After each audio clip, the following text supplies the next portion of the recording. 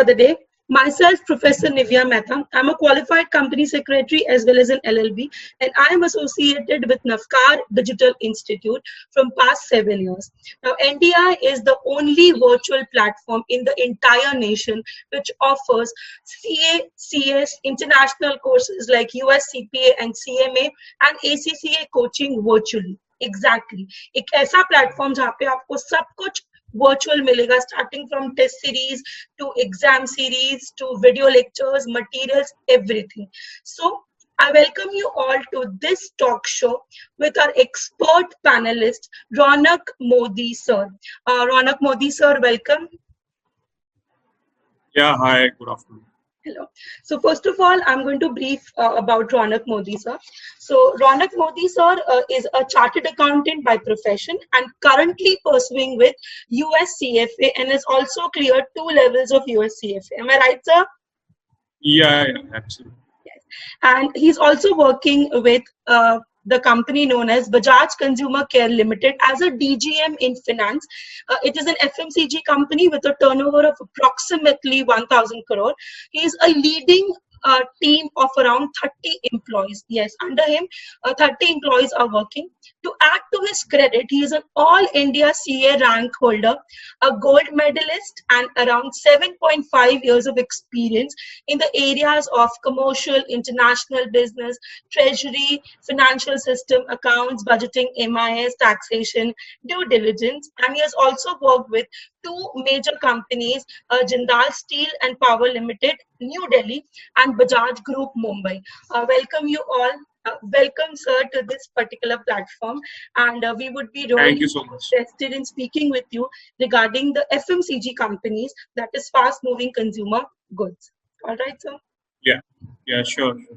So, sir, I would like to start with my first question. Can you brief us about your journey of becoming a chartered accountant? What made you come into this profession? And you are a rank holder also. So how did you manage that? Being a rank holder is something which is the most important credential. So if you can brief us about your CA journey and also your rank journey, sir. I think starting CA was attributable to some of the background that I had in my family. So we were into family businesses. Few of my cousins were already pursuing CA. So the entire family background was of commerce, basically. Okay. So it was close to 7th or 8th standard when I decided I would like to pursue commerce. It might be too early, so I never decided in 9th or 10th that what should I pursue. Close to 7th or 8th standard, I remember I was sure I wanted to do commerce because that is where I felt I would contribute to the business. Was not sure for CA per se, but that's where I decided I'd like to do commerce and contribute to the business as such. So while talking to all the family members and cousins, then there came this idea of doing CA. So then my father was also there, who also suggested me to do CA because he had various friends who had done CA during their time. So then I started searching on net and through various resources, and then finally I thought that it's a very good profession which will help me in all senses to fulfill what I want to do for the business. Then I started with this thought process and started pursuing CA. So in 10th, when I got 93 percentage, close to 93 percentage, then I was looking for various schools and they were ready to offer me science. So I still remember one incident where one of the leading schools principals said, "Why are you going for commerce here? The students here are dying to go for science. I am offering you science admissions and you don't want to go into science." So I stated very clearly, "Sir, I am interested in commerce. I'll pursue my chartered accountancy, and that's what my interest lies." So irrespective of percentages, I wanted to do chartered accountancy. So 11th and 12th, when I studied commerce, it was really interesting. I was the first rank holder throughout 11th and 12th in my school days in Loyola. And it was really interesting. I liked the subject so much. It was not that I was like very studious kind of student. I was more a student who liked reading or learning what I was learning. So it accountancy, commerce, tax, everything, every subject that I studied in 11th was very interesting. So that's where post 11th and 12th, when I wanted to go for the college, so I did BCom, and parallelly with that, obviously I had plans to do for CA. So I started with BCom after my 12th results, and then started parallel with CA with Navkar Institute. I mean, whenever you wanted to do CA in Ahmedabad, one institute that came to our mind was always Navkar Institute. So it Yeah. was second thought of it. So I came to Navkar Institute, took the admission, and started with the CPT. During our times, it was CPT. So I did my CPT, and then I did my inter with Navkar. So I got seventh rank in inter CA, and I think absolutely till date I have been attributing my success to Navkar Institute, because we were hardworking. Not that we were not hardworking, but to channelize the hard work was something that Navkar helped us with. So and the kind of subject knowledge and the subject matter expertise that Navkar had really helped us. So I think absolute success or the credit for that goes to Navkar Institute, obviously. Then I did my finals. I got my rank in finals also. And that's how basically my CA journey started. And interestingly, did my articleship very nicely, which is a very important aspect of a professional, the CA Yeah. professional. This is how the entire journey of CA started, from a family background to more interest in commerce, and to actually elevating to basically qualified professional. So that's how the entire piece started, and that's how I completed my CA journey. All right, so that was fabulous. One thing which I could make out was you said that you scored 93% in your 10th standard, and all the schools were willing to offer you science, and you were willing to go for commerce. So this is also happening right now, that students have this in mind कि 93% मेरे 10th में तो I should only go for science. But then no, commerce is something where percentage doesn't matter. Even if you're a 60% older, you can become a chartered accountant, and even if you're a 90% older, you can become a chartered accountant, right? So Yeah, I think to become a chartered accountant, as I said, what you will need is interest and hard work. yes, And if you channelize your hard work in right direction, irrespective of percentages, anyone can become a chartered. So till 10th, what happens is when you are into school, there is a lot of peer competition that you see, and you fall in that trap where you say, I only got 75 percentage, so I'll only pursue commerce, I'll only do a graduate, or something like that. But not that. I would suggest, or I would like to say that irrespective of percentages, if your goal is clear, I think chartered accountancy is one course that offers any individual equal opportunity to pursue it, and one can equally clear it. It's more about an effort rather than the percentages. Because let me tell you, when I was in 10th, I got this percentage, and throughout 11th, 12th, I scored more than close to 90%. But when I got my results in 12th, I scored only 86%. So obviously, I was disappointed, but that happens basically because the evaluation system in India is different. So, and yes, that does not bother me actually. Very frankly, it helped me to basically focus more. So that's where I focus more on C, and probably the the rank aspect to it could also be led or driven by the fact that I couldn't score what I should probably in 12th. So I mean, percentages or successes in terms of results should not bother you. You should be very clear with the goal, and try and learn the subject, enjoy the subject, and then you will obviously be through. okay. All right. So now you've also worked with multinational companies. Since I mentioned in my introduction of yours that you worked with Jindal Powers, you're working with Bajaj Group. So what kind of recruitment processes all these multinational companies follow? Or in fact, I should be asking, what was the recruitment process you had went through when you were selected for these companies, so that it becomes easy for the new chartered accountants to understand that do they need to focus only on the technical point, or they need to focus on soft skills also, or there is something else the companies are expecting right now. So if we can throw light on that, sir. Yeah, very interesting question. I think you will have to look it into various parts, the entire recruitment process. Although it varies from company to company, they have their own different processes and consultants who do various kind of tests before you are finally onboarded. So, but in general, let me explain you the process that probably I followed and what most of the companies do. It first starts with basically shortlisting your resume in terms of whether the requirement fits in for the company or not, or it may be a campus interview basically for various new chartered accountants where the companies come into campus, they shortlist the candidates, this is the academics and all. So I think for the first entry point, academics is something which will matter. Uh, it will give you a path to enter into the field what you want to be. So I think first shortlisting for probably the first job or first place where you would like to work is something where academics would help you to some extent, definitely. So then there goes this psychometric test that they look at into to understand or evaluate your personality. Then there are various written and oral tests that they do to again judge your personality and see what kind of a personality you are. So that are all the soft skills. So basically, once you clear all that, once you fit in the criteria for all the tests that they do online and either oral or telephonic interviews, or then there comes a point where they call you for the physical interview.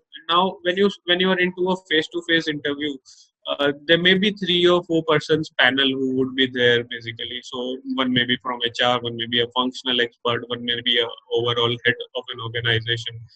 So then this all these 3 4 persons panel look into various aspects that they specifically want to. So for example, when you're talking of HR, they will look into your soft skill aspects, the personality you have, the attitude you have, uh, the flexibility you have, whether there is a right fitment to the organization or not.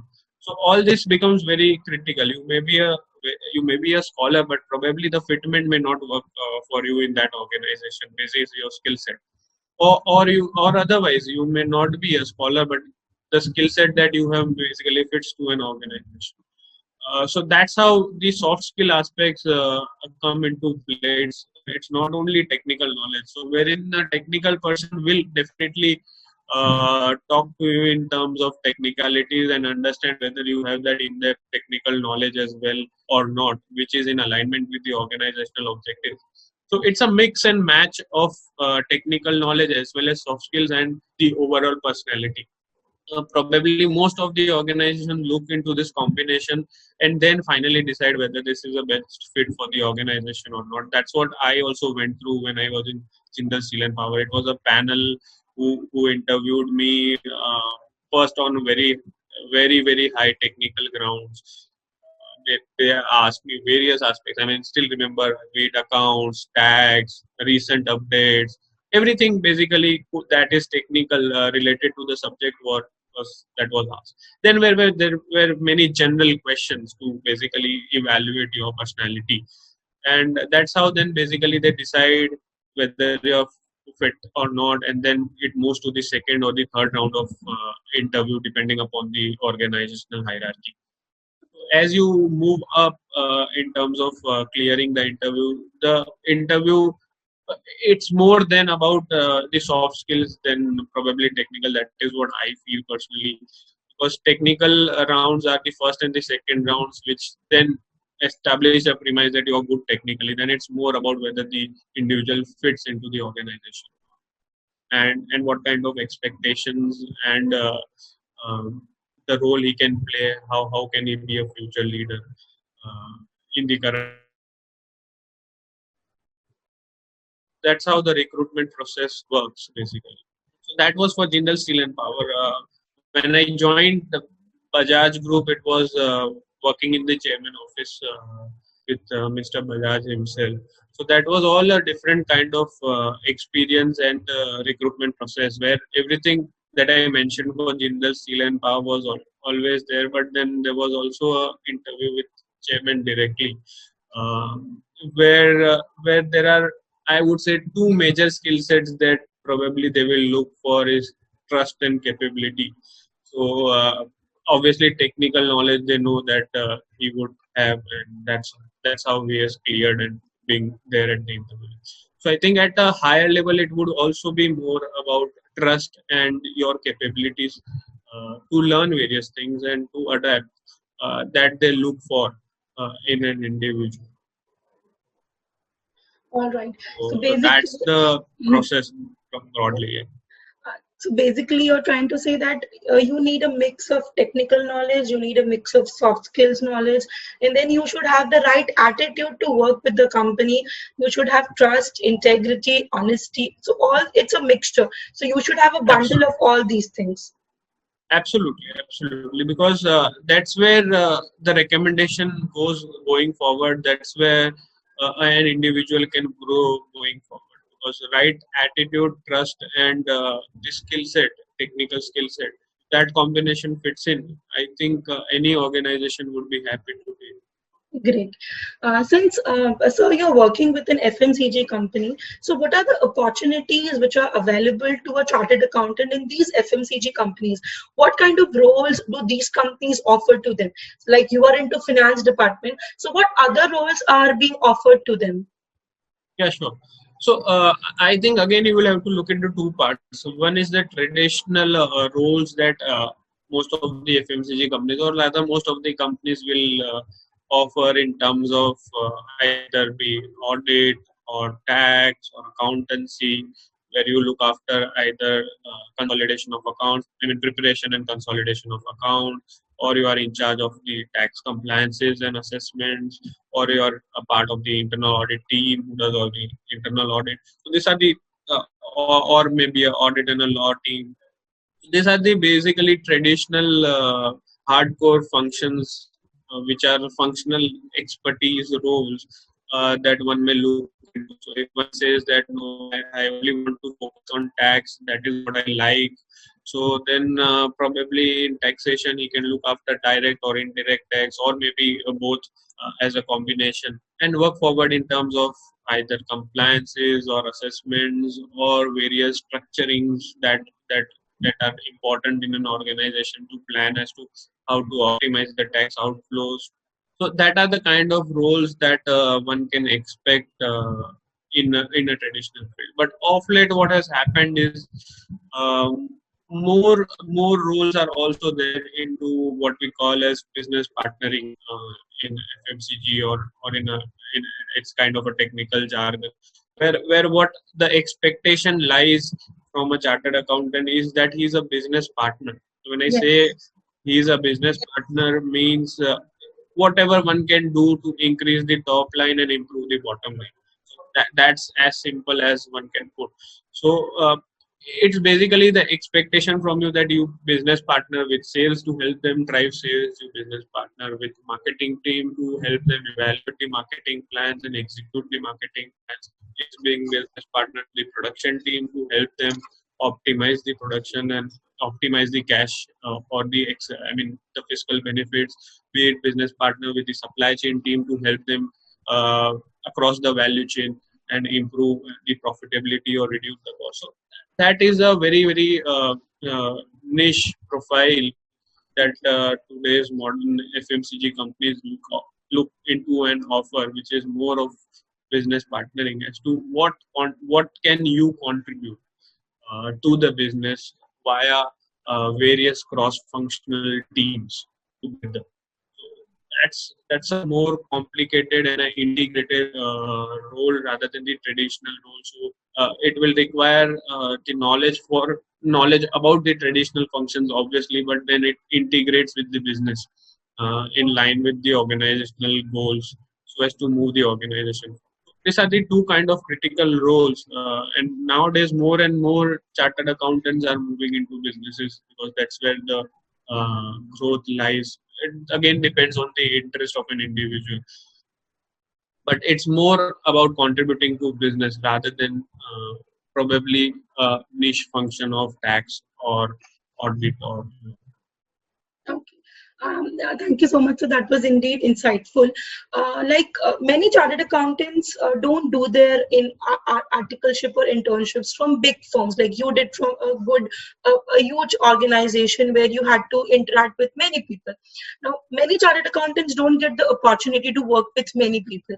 So, in case if any chartered accountant wants to work with a multinational company, what kind of an attitude you think he should imbibe, or what kind of right attitude he should have to work with these companies? So if you can throw light, because you work with both the MNCs, so you know exactly what they expect from a chartered accountant to have the right attitude, which can increase the stability of him. I think very important question, and this is one aspect of the questions that we as chartered accountants probably know, but probably we may not be working upon it very frankly. Yes, yes, I think first is one has to have the right attitude and the positive mindset. So what all these organizations look into is obviously there are timelines and pressures of delivery, but the yes, bigger aspect is again the soft skills of how you collaborate with the entire team. So it's more of positive attitude and collaboration with the entire team uh, rather than an individual skill set. Because individually you might be very good, but the companies will not work in silos. It will work in huge teams basically, and that's where the success of the company lies, where the team drives the goals and the agendas. It's not a particular individual who will drive the goals. So very important skill set remains the communication skills as to how you can effectively collaborate to get all the results, the desired results, and how do you present things basically. That will matter a lot because we as chartered accountants are so focused on our readings and the subject matter knowledge that yes, these skill sets are probably that we may not be exposed to. Not that we can't do better, we may not be exposed to. Just to give you a example from my previous organization, so I just joined Jindal Steel and Power Limited. So I joined in a lead management program, which was a batch of 10 to 12 uh, MBA people, and I'm being the only chartered accountant. So all these MBA were from top tier B schools, IIMs and FMS and all that. So I was sharing a room with one of my colleagues. We were at plant. So we were given a project for 1 month to be at the plant location and then prepare your presentations as to what do you feel, what you have learned in that plant basically for a month. So, as you will expect, a typical chartered accountant, every day I used to slog, learn various aspects about steel, power, and come every day and prepare my slides, like 2 or 3 slides every day, to see what I have learned. So I used to capture that, and then I would see my other batchmate next near to me. He was just chilling out. I mean, he was not preparing anything. So I mean, 15 days went, 20 days went, 25 days had gone. Now comes the 30th day, and we have to present on the first as to what you have learned on 30 days, like, basically.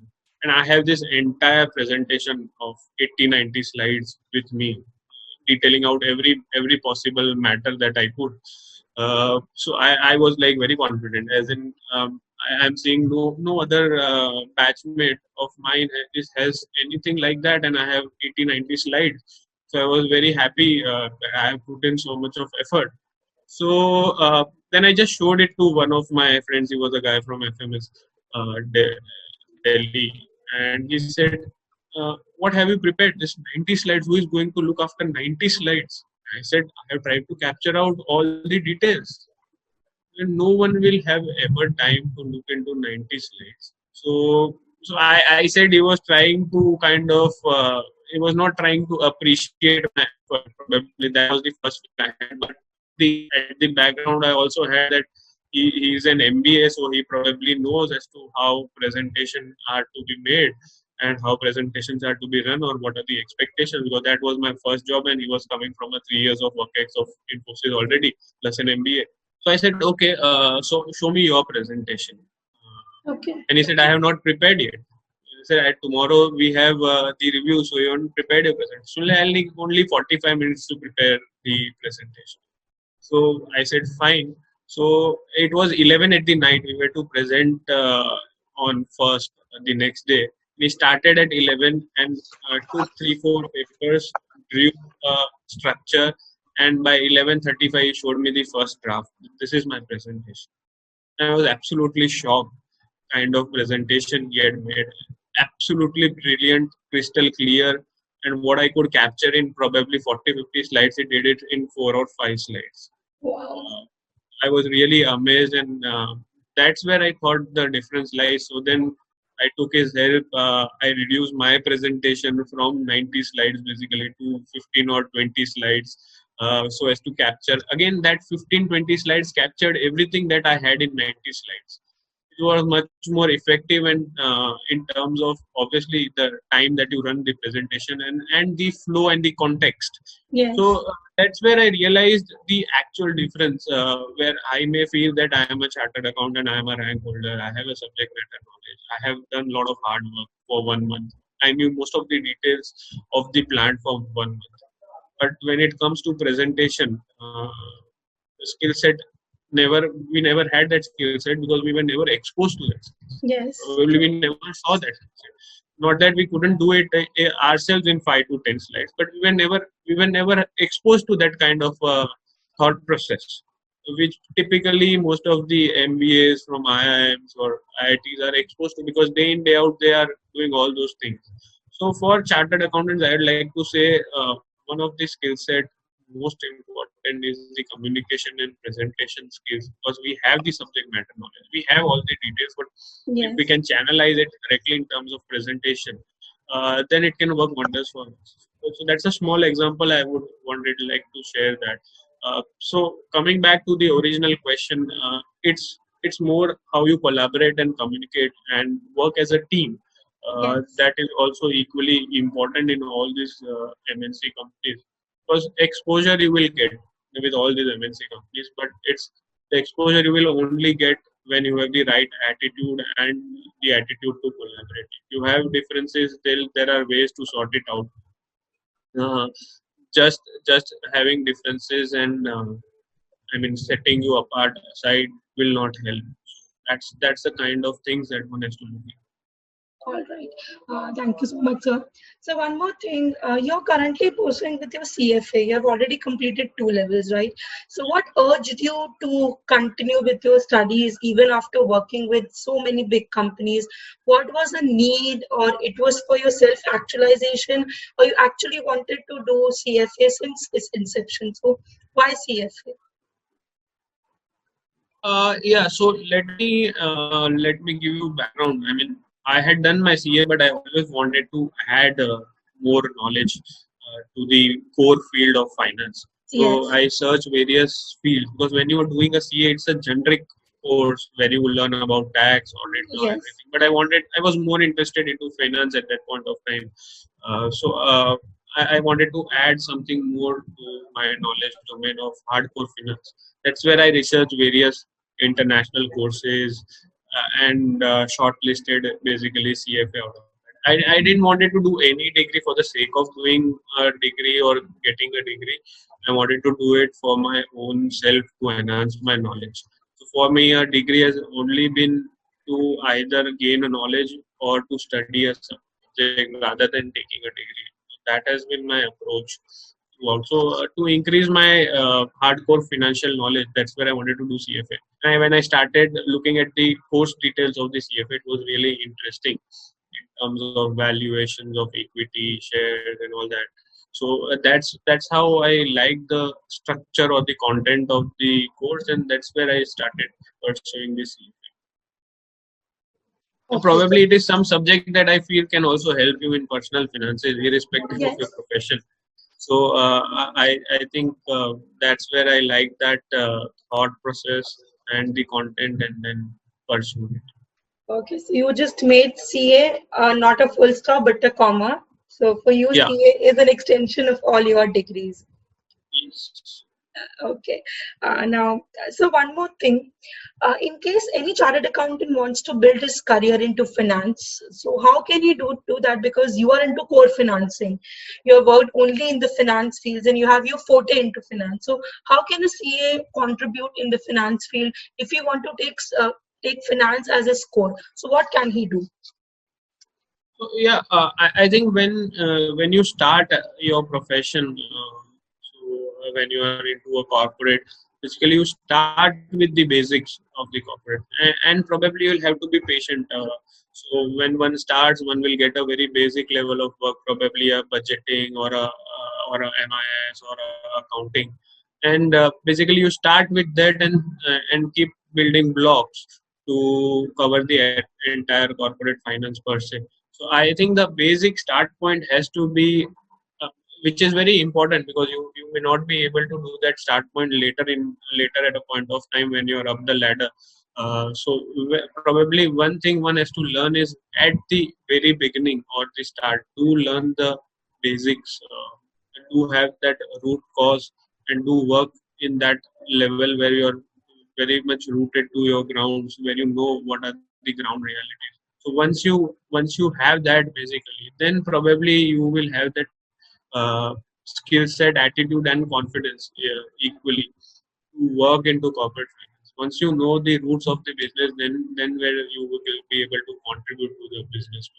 So I think at the very start, one has to be very clear and patient to learn uh, various things that comes up in an organization.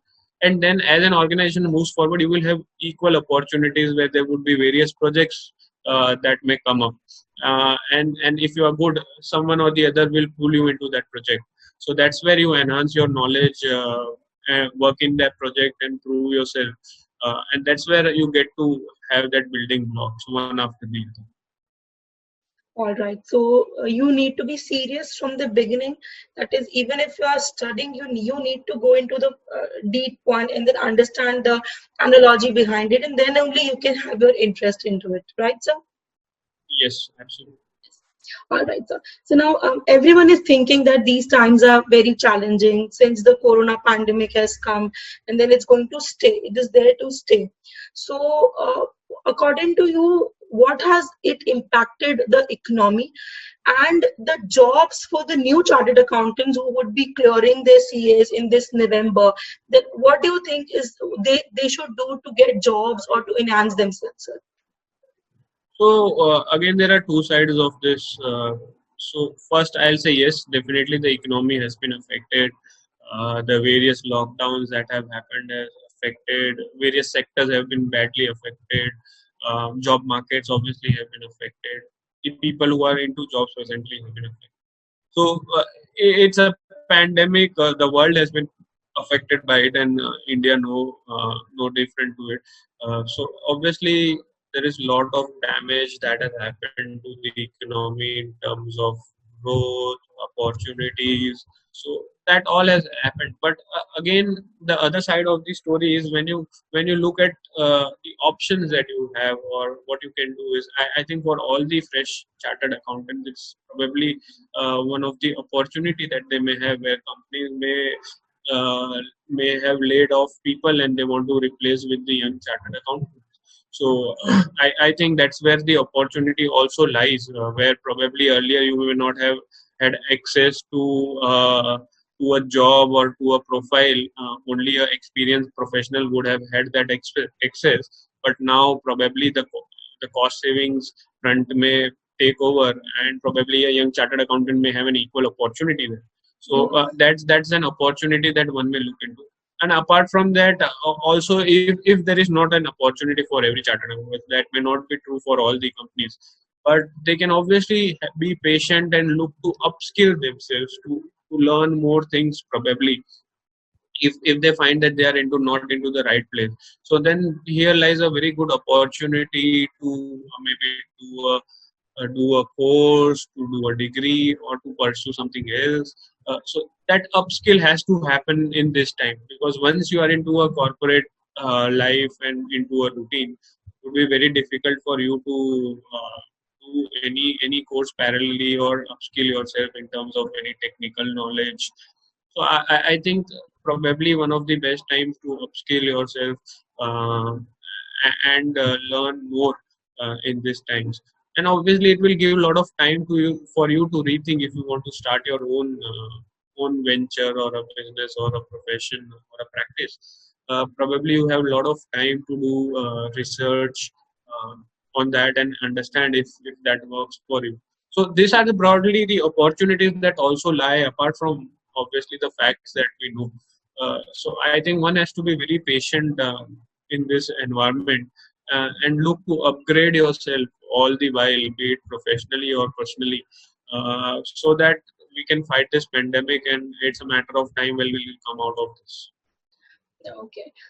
Basically, you've also been so positive that you're only seeing positivity in this pandemic also, that it's an opportunity to upgrade yourself, that even if you're working from home, so you should invest your time rather than just wasting it. Right, sir? Yeah, absolutely, and that's true for professionally and personally. So, for me personally, I have been upgrading myself in terms of the knowledge that I could through various means, and also I'm looking after my health, probably which I haven't done for 7 to 8 years when I was working True. in my corporate life. So, be it reducing weight or doing yoga. So I mean, you have this time and you have to utilize it positively rather than being more worried about anything. It was a matter of time when we are out of it. You have to be more fitter, more stronger, Yes. professionally and personally, so that again you are ready for the next journey. And one more thing that motivated me from your this conversation was that you used the word patience. That you just need to be patient. You have to wait. You have to let the time pass and don't react much with the situation. So that was something which was really motivating for everybody who would be watching this particular webinar, and they will be inspired from this particular conversation. All right. So. Three tips which you would like to say or you would like to give to the new chartered accountants who want to carve a niche in their careers? Just three tips.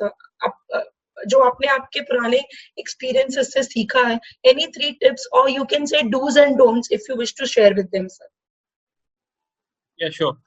I think those who want to carve a niche, or in any case, those who want to make their career good or be very successful, I think few things that one has to focus is first thing first, one has to be very sound technically and on subject. So I think um, one has to do a lot of hard work to attain that level of knowledge in their own respective field. So I think that's very important on the first part.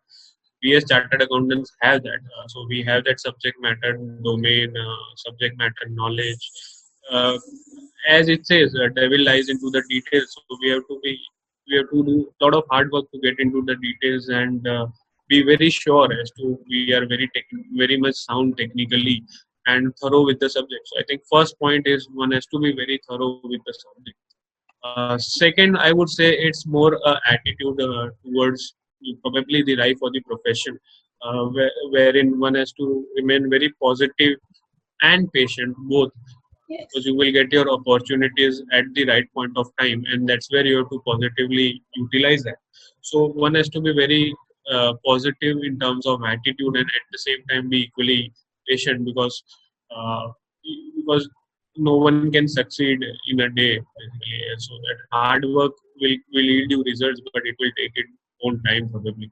Yes. Obviously I would agree that luck factor do come in, but my one of my boss used to say, which I like to share, that you never know, maybe only after 99 or 100% of hard work your 100% luck might get activated. If you don't do that, probably your 10% luck will get activated. So probably what is in our hands is to have that 99-100% of hard work, wherein and hope that additionally 100% luck would get activated.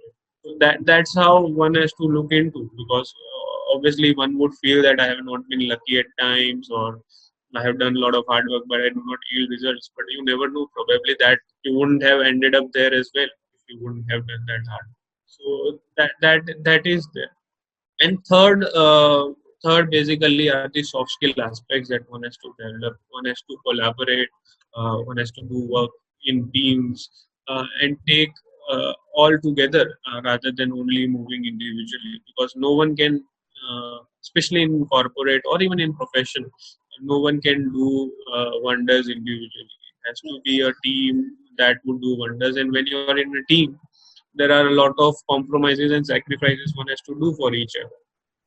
So one has to be less selfish, I would say, and put the team's interest first instead of an individual interest, because that would help you to grow in the larger run. Because individual interest will only help you grow in short run, not in large. All right. So what I could get from your conversation is basically you should be technically fit, you should have a positive frame of mind, and you should be patient, and you should wait for the right opportunity. And the only thing is you should work hard. That's the only key to success, and there are no shortcut to success, right, sir? There are no shortcuts. Absolutely, there are no shortcuts to success. No one can replace hard work. Yes. But as I said, hard work and the combination of luck, whatever the percentage luck the God might fix you for it, you have to be, you have to have satisfies with that, because you can always aspire and dream for the best possible scenarios, but be ready to accept the worst possible outcomes as well. All right. So before we sum up, any message you would like to give to the alma mater now you're since back to the Navkar Institutes and NDI platform? So any message you would give out to your alma mater, sir? Yeah, sure. No, I mean, as I said, Navkar has been very close to my heart right from my days of CPT. I still remember meeting Hitesh sir for various problems, and he used to always help us out with all the problems that we had. We're very kindful of him to do that. Uh, I mean, it's really a great institution, and more than an institution, it feels as if we are a very close family at Navkar. Basically, there is no feeling of whether we are attending a coaching class.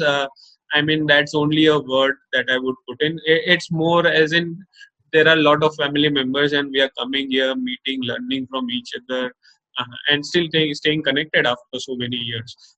So that's how I think one of these key aspects is networking for a chartered accountant as well.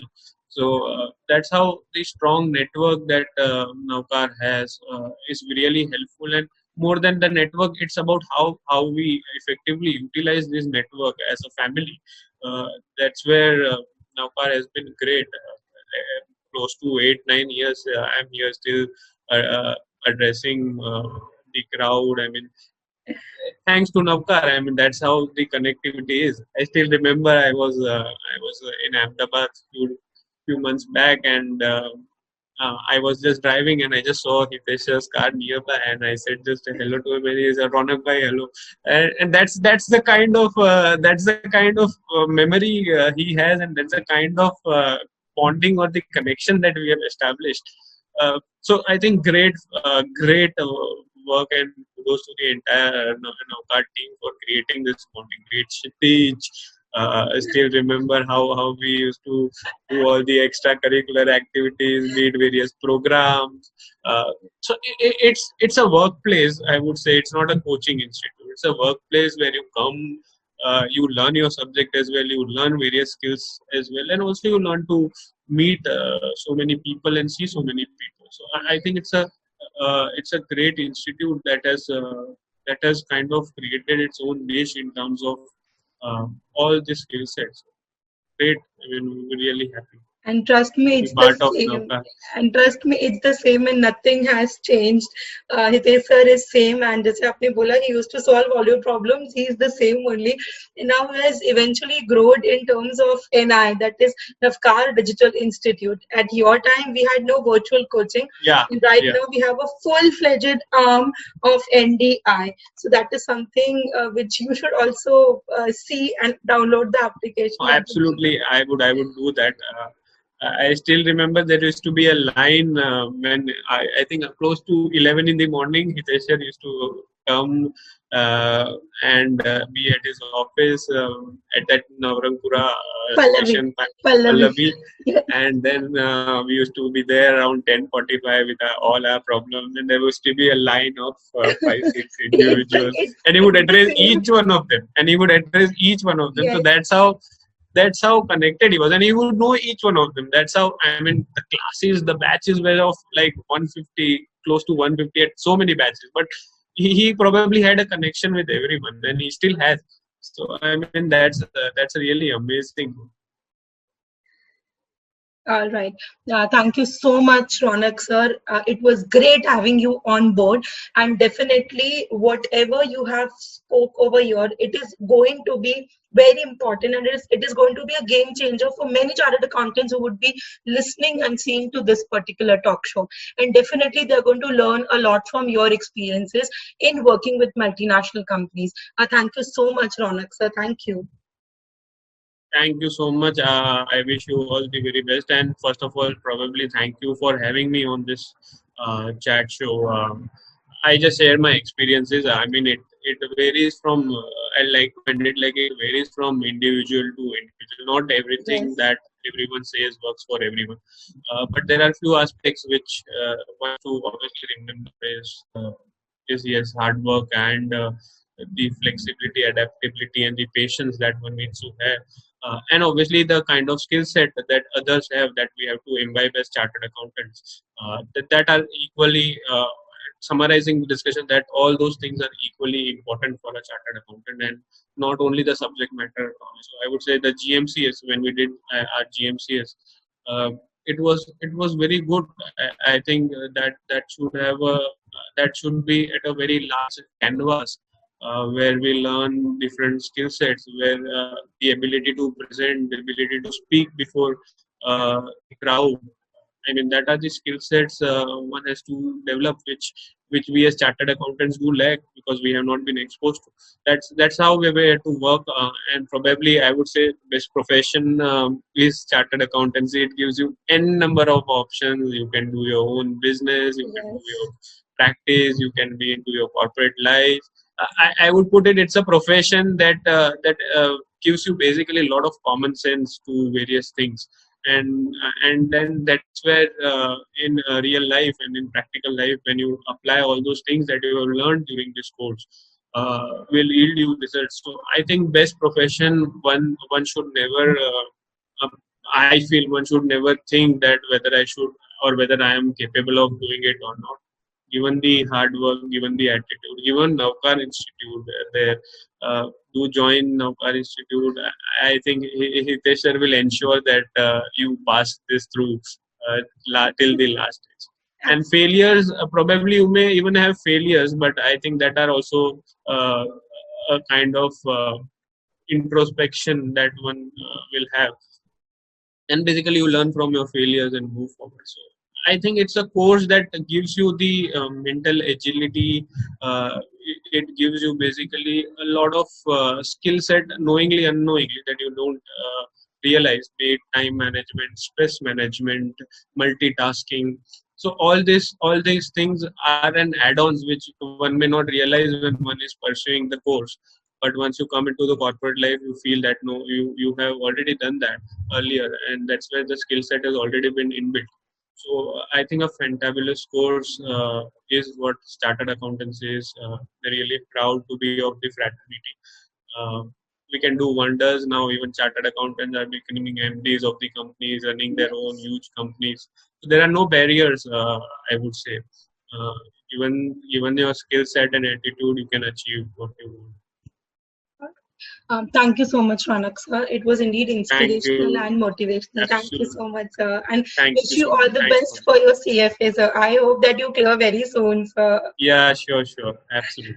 Bye-bye, Thank you so sir. much. Bye. Bye. If you like this video, share it with your friends. Subscribe to our YouTube channel to watch more such videos and learn from our expert faculty members. Press the bell icon to get regular notifications whenever we upload a new video. Download NDI mobile app to get complete CA course online. We value your support. Thank you for watching.